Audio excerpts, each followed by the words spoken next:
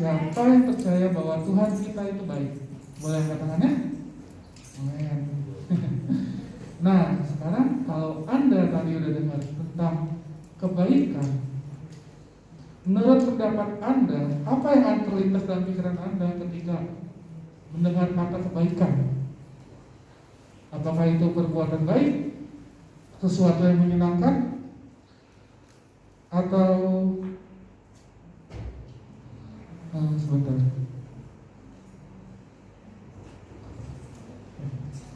Atau sesuatu yang menyenangkan hati kita.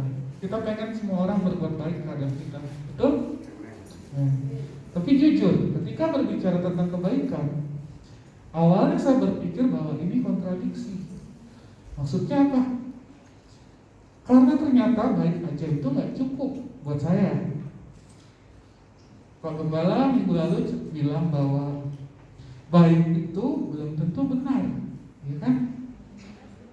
Tetapi sekarang saya baru menyadari, saya baru mengerti bahwa ternyata keduanya itu gak bisa dipisah. Keduanya saling melengkapi. Anda gak bisa dong melakukan hal yang salah demi kebaikan. Kita gak bisa dong nyumbang buat gereja tapi uangnya hasil korupsi. Itu baik tapi belum benar. Begitu juga sebaliknya.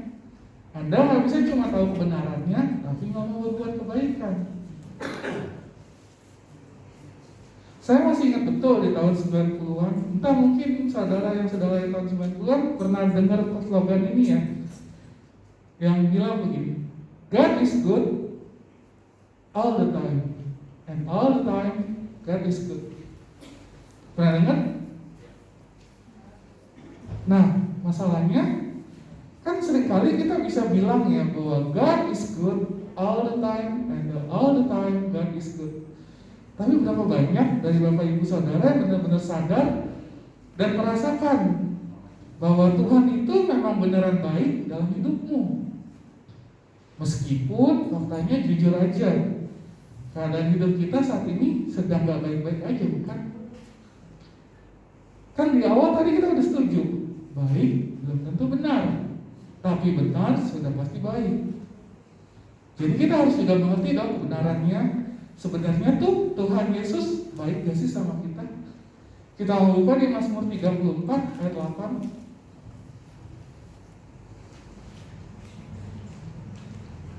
Oke. Mazmur 34 ayat 8. Kecaplah dan lihatlah betapa baiknya Tuhan itu, berbahagialah orang yang berlindung padanya. Tadi dikatakan kecaplah dan lihatlah.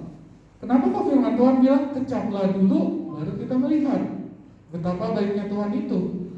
Karena menurut saya itu bukannya harusnya lebih dulu itu melihat ya, baru kita lihat dulu, baru setelahnya kita akan menjadi tertarik. Setelah kita tertarik, baru kita mencoba icip-icip, ngerasain. Tapi tahukah Anda, ternyata faktanya sekedar melihat itu bisa sambil lalu. Tetapi untuk mencicipi dibutuhkan komitmen. Yang biasa makan masakan Padang atau masakan-masakan daerah pasti setuju dong ya dengan pendapat saya bahwa masakan-masakan daerah itu terasa lebih enak kalau dimakan di daerahnya masing-masing. Nasi Padang paling enak itu ya di Bandung, Padang lah. Pempek paling enak itu adanya di Palembang. Ramen kalau mau kita rasa yang khas Jepang ya adanya cuma di Jepang. Walaupun mungkin yang masak orang Padang, tetapi kalau bumbunya nggak selengkap di tempat asalnya, belum tentu rasanya mirip, bukan? Ada cita rasa yang khas kalau makan di tempat aslinya. Karena susah untuk menikmati, untuk mencicipi sesuatu yang jauh, dibutuhkan effort dan komitmen yang lebih. Kalau Anda mau mencicipi makanan, maka ada harga yang harus dibayar, betul bukan? Tapi kalau cuma sekedar lihat makanan doang itu gratis. Melihat juga bisa dilakukan dengan jarak yang jauh, tetapi untuk mencicipi makanan harus dilakukan dari dekat. Itu adalah pengalaman yang harus dirasakan langsung oleh lidah kita. Gak bisa cuma dari jauh aja. Nah, firman Tuhan dalam Mazmur tadi bilang, kecaplah. Artinya rasakanlah. Gak cuma sekedar melihat aja. Makanya Raja Daud tulis, kecaplah dulu, baru setelah itu kamu akan menyadari betapa besar, betapa baiknya Tuhan itu. Nah, yang menjadi kata kuncinya adalah kita harus mengalaminya. Mengalami apa? Kebaikan Tuhan dong. Kita gak bisa cuma sekedar tahu bahwa Tuhan itu baik di saat keadaan kita sedang baik, tapi juga di saat situasi kehidupan kita sedang tidak baik. Karena seringkali saat ibadah kita gampang bilang, waktu Bel bilang God is good, kita semua kompak jawab all the time. Tapi coba waktu keadaan kita lagi sulit, lagi sakit, lagi ada masalah yang berat, apakah kita masih bisa bilang God is good? Ini adalah sesuatu yang harus kita mengerti. Karena susah untuk kita mengapresiasi nilai dari sesuatu yang gak pernah kita rasakan sendiri. Kekristenan itu bukan cuma sekedar untuk dilihat. Kebaikan Tuhan bukan cuma sekedar untuk dilihat dari jauh aja. Orang lain ditolong Tuhan, sementara kita cuma bisa melihat orang lain ditolong. Tetapi kebaikan Tuhan itu harus kita rasakan, harus kita alami, harus kita kecap. Ada harga yang harus dibayar untuk kita merasakan nilai daripada kebaikan Tuhan. Nah, pertanyaannya sekarang, mengapa saat ini ada begitu banyak orang yang cuma sekedar berkata, Tuhan itu baik, Tuhan itu baik buat saya. Tapi begitu dia keluar dari gereja, kita mulai meragukan Tuhan. Kenapa begitu banyak orang tidak mau mencicipi kebaikan Tuhan? Jawabannya adalah karena dunia kita penuh dengan kesusahan, penuh dengan masalah, penyakit, mungkin juga karena sesuatu yang bersumber dari kebodohan kita sendiri. Kita buat keputusan-keputusan yang salah sehingga saat ini kita sedang bergumul karena kebodohan kita sendiri. Tapi banyak juga dari kita yang mungkin gak melakukan kebodohan tersebut, gak melakukan kesalahan-kesalahan tersebut, tapi kok hidup ini tetap susah. Gimana kita bisa tetap bilang bahwa Tuhan Yesus baik, sementara keadaan kita aja sedang gak baik? Karena jujur kalau kita mau baca Alkitab, sewaktu Tuhan menciptakan dunia dalam Kejadian 1, mulai dari hari pertama sampai dengan hari ke-6, Tuhan bilang bahwa ini semuanya baik adanya. Tapi dunia memang baik, tapi gempa bumi gak baik kan saudara? Ada hidupan itu baik, tapi ada juga kematian, dan itu gak baik kan? Ada pernikahan, itu sangat luar biasa, tapi ternyata ada juga perceraian. Inilah kenyataan dari dunia yang sedang kita hidupi saat ini. Kita buka Roma 8 ayat 28. Roma 8 ayat 28. Kita tahu sekarang bahwa Allah turut bekerja dalam segala sesuatu untuk mendatangkan kebaikan bagi mereka yang mengasihi Dia, yaitu bagi mereka yang terpanggil sesuai dengan rencana Allah. Mari renungkan ini. Di dalam dunia yang tidak baik ini, di mana kita menemukan ada begitu banyak tantangan, masalah, penyakit, tapi kita Roma bilang Allah turut bekerja dalam segala hal untuk mendatangkan kebaikan. Pelajarannya ini, bahwa meskipun dalam hidup kita ada begitu banyak hal-hal yang gak baik, ada begitu banyak kepedihan, Roma 8 akan mengubah segalanya. Karena artinya di balik ini semua, firman Tuhan menjanjikan pada kita bahwa Dia, Tuhan yang Anda sembah itu, turut bekerja untuk mendatangkan kebaikan bagi kita semua. Artinya dalam kehidupan kita, meskipun kehidupan kita saat ini tidak seperti yang kita inginkan, tidak seperti yang kita harapkan, kelihatannya God is good, kayaknya enggak deh. Tapi firman Tuhan bilang, sesungguhnya Dia sedang bekerja untuk mendatangkan kebaikan di dalammu, dan Dia akan terus mengarahkan kita kemana kita harus melangkah. Jangan kita terjebak dengan pemikiran bahwa Tuhan baik hanya ketika Dia sedang memberkati kita aja. Tapi tanda-tanda dari seorang yang dewasa adalah seperti imannya Sadrak, Mesak, Abednego, dan Daniel, bahwa dirinya percaya meskipun situasinya sedang gak baik, tetapi dia tetap percaya bahwa Tuhan sedang bekerja di balik semuanya ini untuk mendatangkan kebaikan. Gak kelihatan oleh mata kita. Mungkin kita hanya lihat yang susah-susahnya aja. Ada badai, masalah, ada gunung tantangan, ada lembah pencobaan. Tapi kitab Roma kasih tahu kamu bahwa hey, Dia Tuhan, Dia sedang bekerja untuk mendatangkan kebaikan bagimu dan saya. Dan inilah kebaikan Tuhan itu. Ini yang sebenarnya Tuhan sedang katakan kepada kita, bahwa aku tetap baik meskipun situasimu saat ini sedang gak baik. Walaupun saat ini lagi gak oke-oke aja, tapi ini bukanlah akhir dari segala-galanya. Kebenaran yang perlu kita mengerti tentang kebaikan Tuhan adalah ini, bahwa Tuhan lebih peduli untuk mengerjakan kebaikannya di dalam Anda dibandingkan di luar kamu.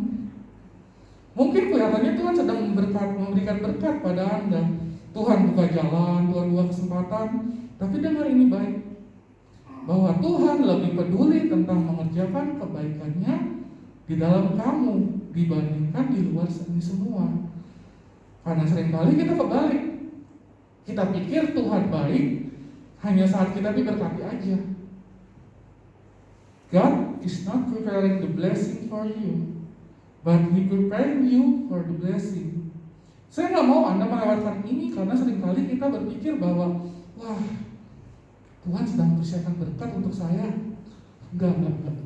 Justru saat ini Tuhan sedang mempersiapkan kamu untuk menjadi berkat. Ini adalah sesuatu yang sangat berbeda maknanya. Karena kita seringkali mikirnya, wah Tuhan lagi siapin berkat nih buat saya. Enggak, kalau yang di dalamnya aja belum siap, malahan berkat tersebut nantinya yang malah menghancurkan kamu. Itu sebabnya saya katakan bahwa kebaikan Tuhan itu bekerja di dalammu.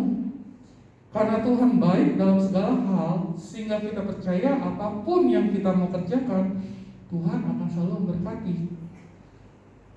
Kalau seringkali kita berpikir bahwa berkat Tuhan itu adalah bukti kebaikannya, bagi saya itu bukan. Buat saya, bukti daripada kebaikan Tuhan itu selalu terjadi di dalam kehidupan kita dan bukan di luar. Bahwa Dia yang sedang mengerjakan di dalammu kebaikannya. Kita buka Efesus 3 ayat 20. Efesus 3 ayat 20.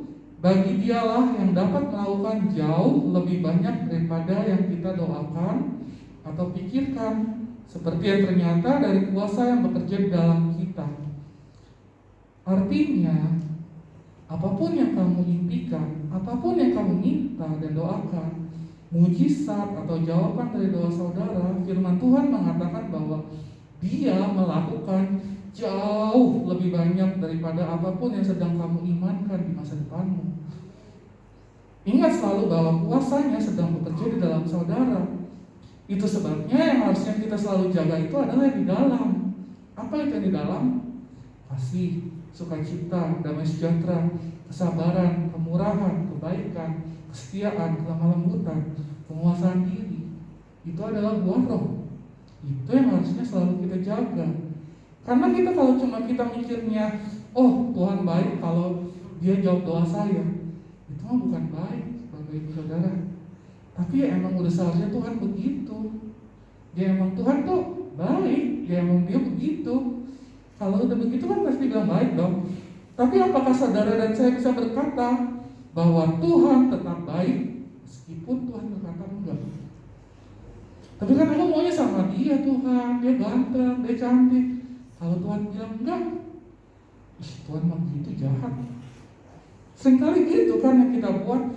Saya udah doa, tanya Tuhan, saya udah tahu konsep bisnis saya mau bikin apa sama bisnis saya. Bisnis ini cuannya gede banget. Tapi ternyata ketika Tuhan berkata tidak, Tuhan mah gitu. Saya udah malas mau gereja lagi, malas mau penyembahan lagi, mau saat teduh lagi. Terus Tuhan jahat sih. Seringkali kita berpikir bahwa Tuhan baik hanya saat Dia berkata iya. Yang luar biasa tentang Tuhan bahwa jawaban tidaknya pun memiliki unsur kebaikan di dalamnya. Itulah luar biasanya Tuhan kita. Bahkan pada saat Dia berkata tidak, atau di saat Dia belum menjawab doa kita, Dia tetap baik. Ini merupakan pelajaran yang harus kita hidupi setiap waktu dalam hidup. Saya yakin bahwa Tuhan punya rencana yang terbaik bagi saudara. Bahwa keadaan Anda saat ini, entah itu baik ataupun buruk, itu gak akan berlaku permanen. Amin. Saya kutip perkataan Andy Stanley, iman yang sempurna bukanlah iman yang menggerakkan Tuhan, melainkan iman yang menggerakkan kita untuk mempercayai Tuhan sewaktu Dia sedang berdiam. Tuhan gak perlu digerakkan, justru kita yang perlu digerakkan. Karena kita seringkali takut, kita yang sering meragukan bahwa Tuhan itu baik. Jadi gini, saya mau jelasin dulu cacatnya dulu. Anda mungkin mikir begini, saya rasa iman saya kecil ya. Itu cacat pemikiran kamu. Baca ulang Alkitab, iman yang segede biji sesawi aja, gunung bisa pindah. Kok kamu bisa bilang imanmu kecil? Kamu sudah meremehkan iman dong kalau begitu. Udah pernah coba pindahin gunung belum? Jadi salah pengertiannya. Bukan kamu gak punya iman, bukan iman kamu kecil, tapi kamu gak bisa bikin iman. Iman itu hadiah.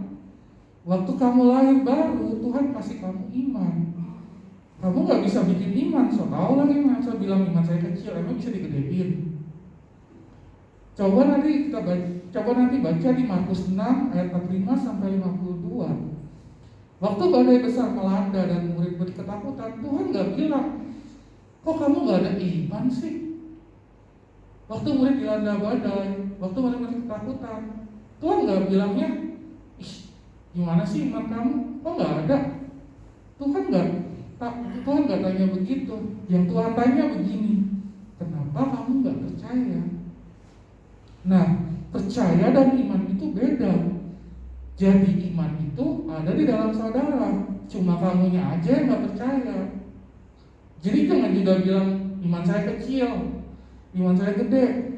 Sebenarnya untuk banyak hal kita bukannya gak punya iman, tapi kita gak percaya. Seringkali juga kebaikan Tuhan itu bukan pada waktu kita sukses, tapi dalam perjuangan kita, Tuhan juga menunjukkan kebaikannya kepada kita. Tahukah Anda, pohon yang berbuah itu gak pernah ditemukan di puncak gunung, tapi selalu ada di lembah. Kalau di atas itu udah pasti dingin, ada salju, gak ada pohon yang bakal bisa berbuah karena dingin. Tetapi ketika kita melewati lembah, kita akan menemukan pohon yang berbuah. Tapi masalahnya kan seringkali kita gak melewati lembah ya. Kita marah-marah sama Tuhan kalau kita melewati lembah kehidupan. Kita pikir, kenapa Tuhan kok izinkan saya mengalami masalah demi masalah? Padahal masalah yang satu aja belum kelar, udah nambah lagi satu. Kalau kita nggak menaruh dasar kepercayaan di hidup kita kepada kebaikan Tuhan, pada saat hal-hal yang tidak baik terjadi, saat kita ada dalam pergumulan atau permasalahan hidup, yang seringkali terjadi adalah kita menurunkan standar kita terhadap siapa Tuhan. Kita mulai meragukan Tuhan.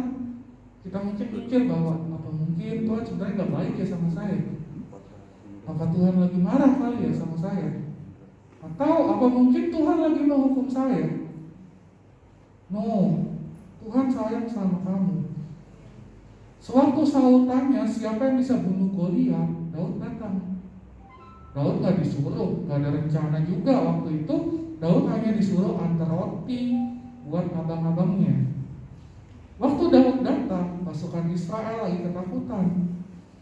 Saul sebelumnya sempat bikin sayembara. Dia bilang, siapa yang bisa bunuh Goliat, gue kasih hadiah deh, Alphard 1. Tapi faktanya gak ada yang berani daftar. Sebentar Saul keluar dari kemahnya, terus nanya sama panglimanya, udah ada yang daftar belum? Gak ada pak. Oh, tambah hadiahnya, jadi anak mantu. Panglimanya keliling-keliling, tapi tetap gak ada yang mau daftar juga. Tiba-tiba panglimanya masuk ke dalam, nyamperin Saul. Pak, udah ada yang daftar nih 1, tapi cuma 1. Hah? Seriusan? Siapa? Gak tahu pak, kayaknya anak Yod di sini deh pak. Mungkin dia lagi patah hati, terus putus asa, jadinya sekalian aja mati gitu nekat. Coba panggil sini, suruh sini cepet. Lalu Daud datang, samperin Saul. Saul tanya, kamu anak siapa? Anak Isai om. Kamu udah lihat Goliat? Di rumah ada tiang listrik gak? Goliat itu tingginya 6 hasta. Kamu pengalaman perang kamu di mana aja? Tahu Daud jawab apa? Mohon maaf nih om, tadi sebelum sini singa 2 mati. Hah? Serius? Daud jawab, kalau ada singa-singa yang datang mengganggu domba-dombaku, aku mengejarnya atau tarik-tarik jambutnya. Yang saya nonton di film, biasanya orang yang dikejar-kejar singa. Lah ini kok singa yang dikejar-kejar orang. Waktu Saul meragukan Daud, ini jawaban Daud, aku biasa ditolong Tuhan. Seharusnya itu yang menjadi jawaban setiap kita yang hadir saat ini, bahwa aku biasa ditolong sama Tuhan. Sewaktu keadaan mengintimidasimu, katakan itu penyakit, doa yang belum dijawab, ekonomi yang menurun, katakan pada diri Anda sendiri bahwa aku biasa ditolong Tuhan. Di saat momen-momen terendah dalam hidup Daud, saat dia dalam pelariannya, saat dikejar-kejar Saul, Daud berkatakan ini, mengapa kau bersusah hati hai jiwaku? Pujilah Tuhan Allah. Artinya apa? Daud, dia menyangkali kondisinya saat itu. Fakta yang terjadi bilang begini. Tapi dia menyangkalinya. Kenapa? Karena dia tahu, dia sudah biasa ditolong sama Tuhan. Kalau kemarin Tuhan sudah tolong saya, hari ini pun juga tetap sama. Besok pun juga tetap sama. Saudara, Anda tahu nggak perbedaan antara orang yang pergi berlibur sama seorang traveler? Ada perbedaan antara orang yang pergi holiday, liburan, dengan seorang traveler. Kalau biasanya kita kalau mau liburan, pasti itu kita bawa konsep dong. Hari ini sampai hari apa, udah mau liburannya, berapa lama, nginepnya di mana, kemana aja, diatur semua jadwalnya. Jam segini mau ngapain aja, semuanya harus sesuai jadwal, harus pas dengan schedule kita. Makanya seringkali kita liburan, tapi nggak bisa menikmati liburan. Rasanya kok ya nggak puas gitu. Kenapa? Karena semuanya sudah serba mepet. Pengen kemana-mana susah, karena ada schedule-nya, karena ada jadwalnya. Hari ini bakal ngapain aja. Tapi beda dengan seorang traveler. Dia bisa lebih menikmati liburannya, karena dia nggak butuh rundown, dia nggak butuh schedule, dia nggak butuh persiapan apa-apa. Semuanya serba dadakan, mengalir aja gitu aja kemana situasi mau bawa dia. Karena baginya yang terpenting bukan tujuannya, tapi proses dan pengalaman baru yang nanti akan dihadapi saat liburan nanti, saat berwisata nanti. Nah, sebenarnya Bapak Ibu Saudara, seperti itulah sebenarnya simpelnya seni menikmati hidup. Kan kita udah tahu finishnya nanti kita itu akan menjadi mempelainya Kristus, benar bukan? Tapi justru saat kita menikmati proses dan masalah-masalah baru yang akan kita hadapi nanti,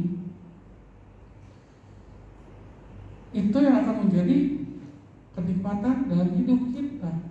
Kalau belum apa-apa yang kita pikirkan ternyata nggak sesuai sama rencana, terus kita pusing, kita stres, kapan kita bisa menikmati hidup? Belajar menjadi seperti seorang traveler. Bukan masalah konsepnya, tapi bukan masalah di finishnya, bukan masalah di akhirnya nanti seperti apa, tapi kita belajar menikmati seperti apa aja proses yang kita hadapi dalam kehidupan kita, entah itu naik ataupun turun. Kalau kita ketemu masalah atau kenyataan hidup terus jadi takut, kita jadi khawatir, kita jadi stres, kapan kita bisa menikmati hidup? Amin. Tuhan Yesus memberkati. Saya boleh undang main musik dan para singer. Mari saya undang Bapak Ibu Saudara untuk bangkit berdiri, kita menyembah Tuhan.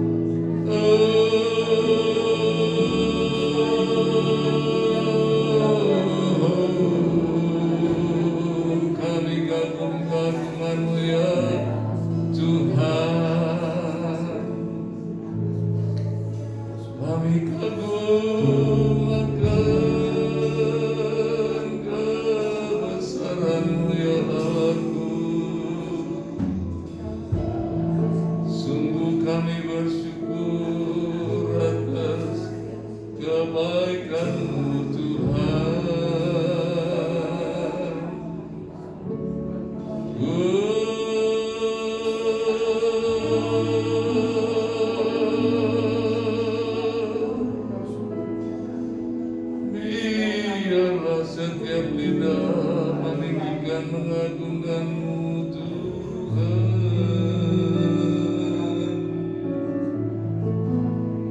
sebab Engkau layak disembah, Engkau layak ditinggikan.